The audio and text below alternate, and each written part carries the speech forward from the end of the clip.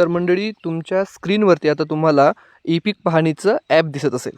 तर मंडळी आता हे ॲप आपल्याला ज्यावेळेस आपण खातेदार निवडतो त्यावेळेस या प्रकारचा आपल्याला स्क्रीनवरती शो होत असते.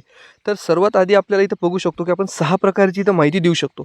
आपली कायम पड आपण इथं नोंदवू शकतो. सगळ्यात महत्त्वाचं जे आहे आपल्याला यूज करायचं आहे ते म्हणजे 2 नंबरचं ऑप्शन, पीक माहिती नोंदवा. नंतर बांधावरची झाडे नोंदवा. जर आपण बांधावर काही झाडे असेल तर ते नोंदवू शकतो आणि पीक माहिती मिळू शकतो. गावाची खातेदार यादी पाहू शकतो. आपलं काय स्टेटस आहे हे सुद्धा आपण या ॲपद्वारे बघू शकतो. तर 2 नंबरवरती आपल्याला क्लिक करायचं आहे की पीक माहिती नोंदवावरती.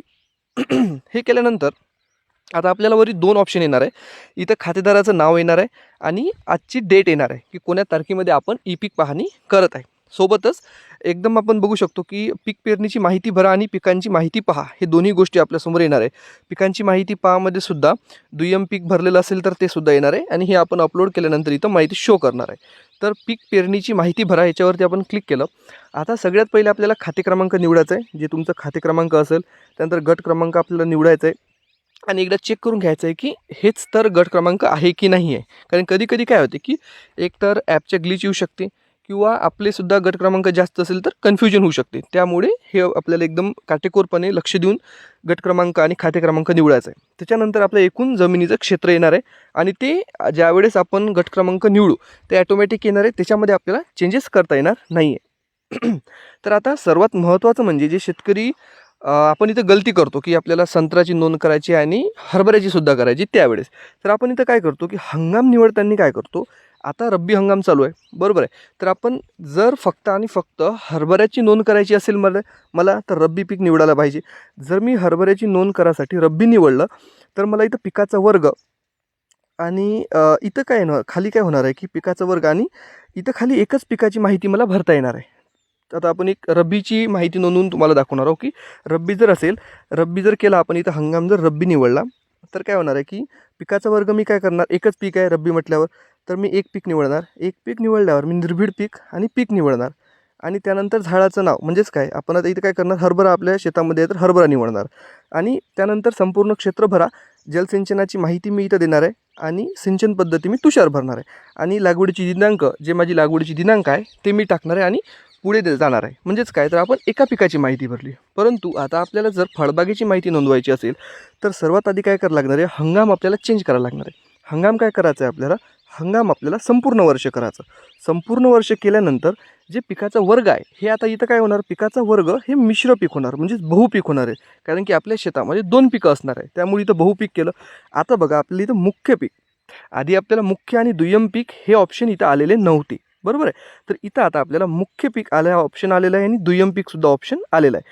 तर आपण काय करायचं, मुख्य पीक निवडायचं आहे. मुख्य पीकमध्ये आता आपल्या शेतामध्ये संत्रा आहे, तर संत्रा निवडला. मोसंबी असेल, पेरू असेल, आंबा असेल तर त्या प्रकारे तुम्ही ते निवडू शकता. आता संत्रा हे पूर्ण क्षेत्रावर आहे, बरोबर आहे.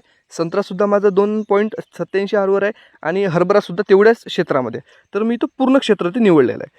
आता दुसरी गोष्ट येते की लागवडीची दिनांक, ज्या तारखेला तुम्ही लागवड केलेली असेल त्या तारखेची तुम्हाला लागवड दिनांक द्यायची आहे.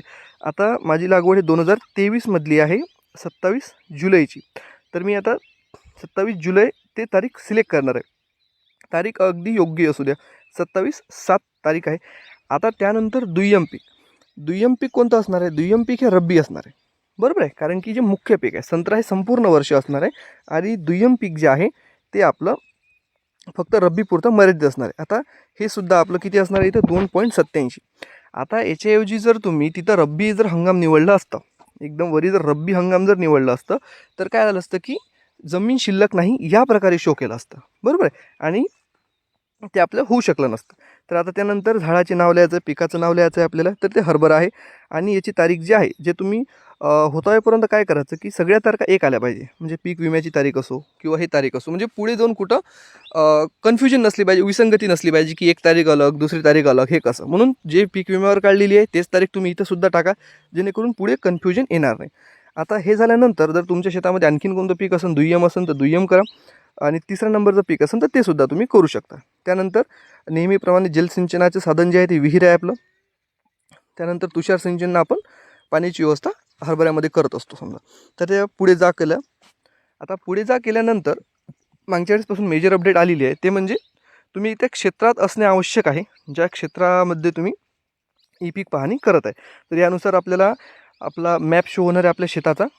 आणि त्यानंतर काय करायचं आहे की अद्ययावत करा तुम्ही करू शकता. जर GPS ची अचूकता जर तेवढी आलेली नसेल तर त्यावेळेस इथून पुढे जा करायचं. आणि आता छायाचित्र घ्यायचं आहे आपल्याला. आता छायाचित्र इथं काय आपण पीक पाहणीसाठी निवडलेल्या गट क्रमांकापासून दूर आहात. कृपया गट क्रमांकाच्या जवळ जाऊन पिकाचा फोटो घ्या. ठीक आहे. तर पिकाच्या जवळ जायचं आणि आपण आता एक फोटो घ्यायचा आहे, जेणेकरून स्पष्ट फोटो घ्या. आणि फोटो असा दिसला पाहिजे की आपण पीक पाहणी जी केलेली आहे त्याचा फोटो त्याच्यामध्ये झाडाचा फोटो असला पाहिजे. आता शक्यतोवर दोन्ही झाडाचा फोटो येऊ द्या, जेणेकरून कन्फ्युजन होणार नाही. याच्यामध्ये सुद्धा तुम्ही बघू शकता की हरभऱ्यासुद्धा शो होत आहे आणि आपला संत्रासुद्धा दिसत आहे. तर या प्रकारे आपण हे फोटोज अपलोड करू शकतो. याच्यापेक्षा चांगली व्यवस्था आणि फास्ट व्यवस्था आपल्याला मिळणार नाही. त्यामुळे हे फोटोची व्यवस्था जी आहे ही तुम्ही अचूक करा, जेणेकरून तुमचं लवकरात लवकर आपल्या याच्यावर सातबारावरती नोंद येण्यास ते मदत होणार आहे. आता आपण हे दोन्ही केलेलं आहे. यानंतर काय करायचं की पुढे जा हे ऑप्शन क्लिक करायचं आणि पुढे जा ऑप्शन क्लिक केल्यानंतर तुमची पिकाची माहिती साठवलेली आहे आणि अपलोड झालेली आहे अशा प्रकारे तुम्हाला शो होणार. त्यावेळेस ठीक आहे आपल्याला निवडायचं आहे. आता आपण जी माहिती भरलेली आहे ही माहिती योग्य जर आपल्याला वाटलं की काहीतरी माझी तारीख चुकलेली आहे किंवा माझी हे तारीख नसायला पाहिजे होती, हे क्षेत्र चुकलेलं आहे, गट क्रमांक चुकलेला आहे, हे जर आपल्याला तिथं वाटत असेल, कन्फ्यूज होत असेल, तर पिकाच्या माहितीमध्ये यायचं आणि इथं तुम्ही बघू शकता की आपण 48 तासाच्या आत ही माहिती दुरुस्त करू शकतो किंवा बदलू शकतो. तर या प्रकारे तुम्ही ई पीक पाहणीची माहिती भरून सातबारावरती नोंद आपण लवकरात लवकर करू शकतो. तर मंडळी, सर्वांनी ई पीक पाहणीची नोंद करा. ज्या पण शेतकऱ्यांना याच्यामध्ये कन्फ्युजन असेल त्यांनी कमेंटद्वारे विचारा. आपण योग्य वेळी योग्य मार्गदर्शन करण्याचा प्रयत्न करू. या व्हिडिओमध्ये एवढेच. पुन्हा भेटूया अशा अनेक नवीन माहितीसोबत. तर तोपर्यंत धन्यवाद.